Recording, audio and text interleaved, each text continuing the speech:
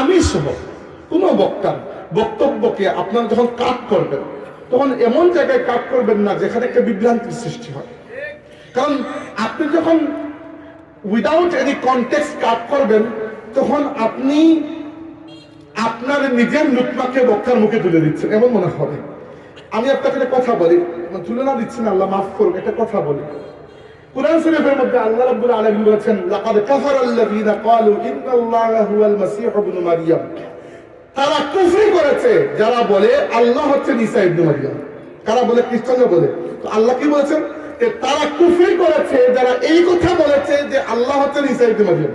এবার আপনি আগের টুকরা কেটে দিলেন, আমি যে এই বললাম আপনি আগের টুকরা কেটে দিলেন। তো আগের টুকরা কাটলে কি হবে? মানুষ বুঝবে আমি বলছি যে আল্লাহ হচ্ছেন ঈসা ইবনে মারইয়াম, আমার আকীদা কোন জায়গায় গেল? বুঝতে পেরেছেন? এমনকি কোরআনের আয়াতে যদি আপনি মধ্যখান থেকে কাটেন মানুষ মিসগাইডেড হওয়ার সম্ভাবনা আছে।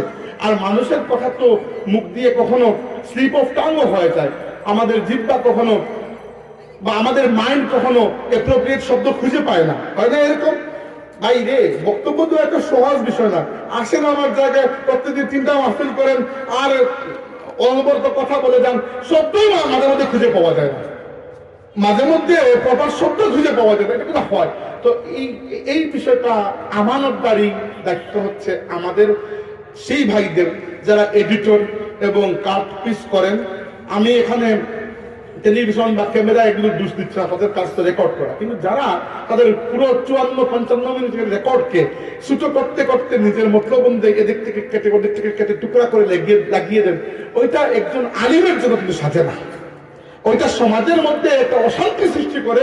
এবং আমি কোনো একটা বিশেষ জিনিসের প্রতি ইঙ্গিত করতে চাইছি না, আমার জীবনেও এইরকম অভিজ্ঞতার শিকার আমি হয়েছি। এবং এখানে দুষ মুঠো এই সকল ক্যামেরার নয়, তারা কিন্তু ঠিকই 1 ঘন্টার বক্তব্য রেকর্ড করছে এবং ইউটিউবে ঢুকে তারা আপনি আমার নাম লিখে সার্চ দিলে এরও ভিডিও পাবেন, ওরও ভিডিও পাবেন, কিন্তু 1 ঘন্টা। কিন্তু যারা নিজের মতলব আদায় করার জন্য 1 ঘন্টার পুরো ভিডিওকে 1.5 মিনিটের মধ্যে কাট করে নিয়ে আসছেন, তারা কিন্তু খেয়ানত করলে আল্লাহর কাছে ধরা খাবেন। কারণ সমাজে আপনি ফিতনা অশান্তি সৃষ্টি করছেন, এটা কখনো করবেন না। একজন বক্তার একটা কথার অর্ধেকটা আপনি নিয়ে নিলেন, এটা কি জন্য?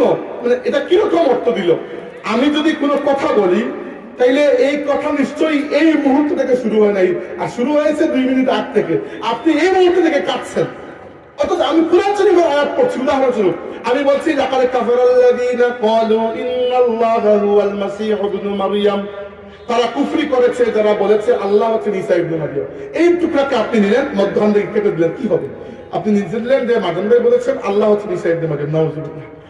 কোন জায়গায় চলে গেলে আমার আকীদা ঈমান কুফর, মানে মানুষ তো আমাকে কাফির বলে এবং কাফির বলা উচিত এতটুকুতে, কিন্তু আমি তো পুরো আয়াত বলেছি, আপনি কেটে দিয়েছেন। আমি একটা উদাহরণ দিলাম, এই বিষয়ে সতর্ক থাকবেন।